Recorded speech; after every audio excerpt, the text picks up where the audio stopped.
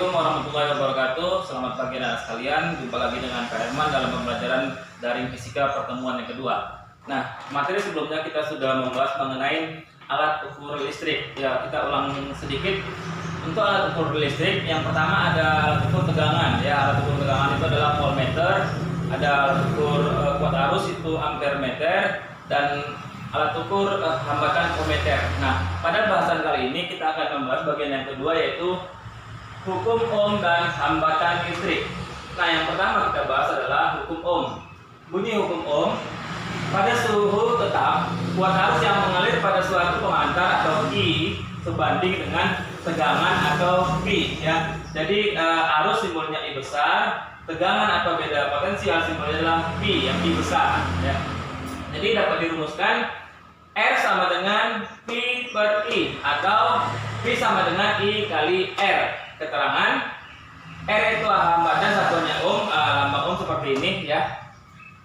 P itu adalah beda potensial atau tegangan, satuannya adalah volt. I kuat arus, satuannya adalah ampere. Nah, jadi grafik hubungan antara tegangan dan kuat arus itu berbanding lurus ya, seperti ini. Nah, kita ambil contoh. Arus listrik 150 mA mengalir dalam suatu kawat dengan beda potensial 30 volt. Tentukan besar hambatan listriknya. Yang kita buat diketahui I itu sama dengan 150 mA ya, salah, 150 mA. Nah, kita ubah ke dalam ampere, yaitu dibagi 1000, 0,15 ampere. Tegangannya atau beda potensialnya adalah 30 volt. Ditanya adalah R atau hambatan. Rumusnya R sama dengan P per I. Berarti P nya 30, I nya 0,15, berarti 30 dibagi 0,15 hasilnya adalah 200 ohm. Nah, ini dia. Berikutnya kita masuk ke bagian kedua, hambatan kawat listrik ya, atau hambatan jenis. Ya, ini hambatan jenis, itu simbolnya adalah Rho. Hambatan jenis adalah besar hambatan suatu kawat dalam setiap satu satuan panjang dan satuan luas. Ya, jadi hambatan jenis kawat itu tergantung dari panjangnya ya, terus jenis bahannya sama luas penampangnya ya. Jadi rumus dari hambatan jenis ya itu R sama dengan Rho dikali L dibagi A. Keterangan R-nya ini adalah hambatan, satuannya ohm. L-nya adalah panjang kawat, satuannya meter. A sama dengan luas penampang, satuannya meter kuadrat. Rho sama dengan hambatan jenis, satuannya ohm meter. Ya, untuk yang ini kita tidak buat contoh. Kita langsung saja masuk ke materi yang ketiga, yaitu susunan resistor. Nah, resistor itu gambarnya kurang lebih seperti ini ya. Kalau dia di dalam komponen elektronik ada cincin warnanya ya, merah, hitam misalkan, terus lainnya ada emas atau perak ya. Atau kalau dia dalam bentuk skema, yaitu gambar seperti ini ya. Jadi ya, kita langsung masuk yang pertama, yaitu susunan seri. Nah, susunan seri pada resistor itu dia dibuat menyambung seperti ini ya. Ini R1, R2, R3 ya, dihubungkan dengan sumber tegangan seperti ini. Yang panjang ini positif, yang pendek adalah negatif ya. Jadi rumus untuk susunan seri itu RS sama dengan R1 ditambah R2 ditambah R3 ditambah dan seterusnya ya. Jadi kalau pada rangkaian seri ini arus yang mengalir ya ke R1, R2, R3 itu sama semua nilainya ya. Tetapi tegangannya di sini berbeda ya, karena tegangan di R1 beda dengan R2, beda dengan R3, tergantung berapa besar hambatannya ya. Jadi kesimpulannya pada rangkaian seri ini merupakan pembagi tegangan. Misal ya, kita langsung aja contoh.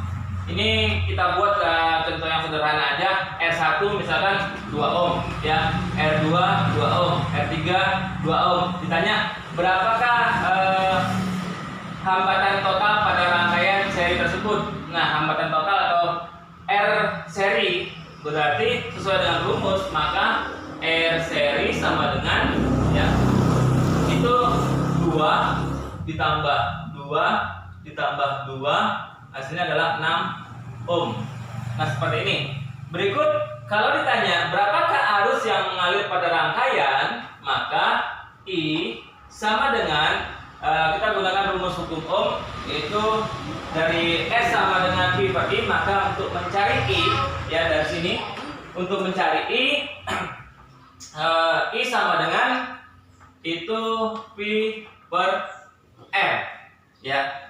I sama dengan P per R. Kita masukkan tegangannya adalah 12, ya. 12 dibagi R-nya adalah tadi R total, ya. Itu adalah 6. Hasilnya 12 dibagi 6 adalah 2 ampere. Nah, untuk membuktikan berapakah tegangan pada R1, R2, R3, kita bisa gunakan persamaan P1 sama dengan, ya, untuk mencari tegangan itu kan P sama dengan I kali R. Ya, karena I-nya sama, maka P1 sama dengan I dikali R1, ya. Sama dengan I-nya tadi adalah 2 dikali 2 sama dengan 4 volt, ya.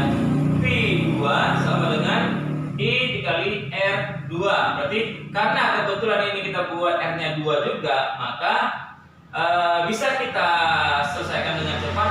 P2 atau kita buat P1 sama dengan P2 sama dengan P3. Ini karena kebetulan nilainya sama, ya. Bukan berarti kita gunakan persamaan yang ini. Tidak. Berarti 4 dikali 3 sama dengan 12 volt. Nanti kita lihat contoh yang lain, ya, karena ini kita buat yang sederhana. Artinya apa? Tegangan yang masuk 12, maka yang keluar juga tekannya adalah 12, ya. Kita masuk bagian yang kedua, yaitu rangkaian paralel. Nah, pada rangkaian paralel ini dia dibuat seperti ini, ya, bertingkat R1, R2, R3, ya. Nah, pada rangkaian paralel dia rumusnya 1 per Rp sama dengan 1 per R1 ditambah 1 per R2 tambah 1 per R3.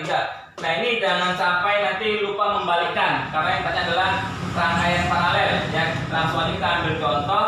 Kalau kita ketahui R1-nya 2, R2-nya 2 ohm, R3-nya 2 ohm, maka sesuai dengan rumus 1 per Rp sama dengan 1 per 2 ditambah 1 per 2 ditambah 1 per 2 sama dengan, karena sudah sama penyebutnya, ya, sama dengan 3 per 2. Nah, ini belum selesai.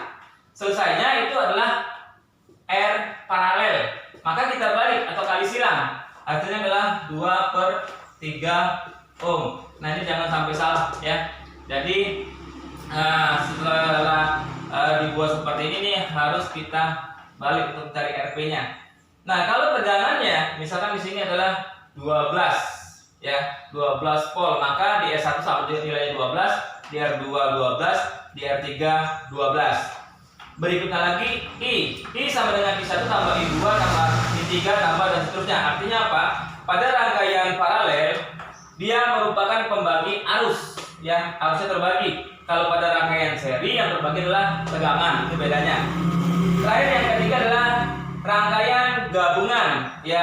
Pada rangkaian gabungan di sini hasil akhir itu selalu seri, ya. Jadi gambarnya seperti ini. Ini R1, ya, ini R1, ini R2, ini R3, ini R4, dan ini sumber tegangan atau beda potensial. Pada rangkaian gabungan karena hasil akhirnya selalu seri, yang perlu adik-adik kerjakan dulu itu rangkaian paralelnya dulu. Nah, seperti ini.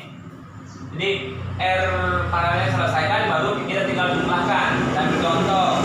Kalau misalkan R1-nya adalah 2, ya, R2-nya juga 2, ini R3-nya 2, R4-nya adalah 2, maka kita selesaikan Rp-nya dulu, ya. Rp pada rangkaian gabungan ini yang kemarin, ya.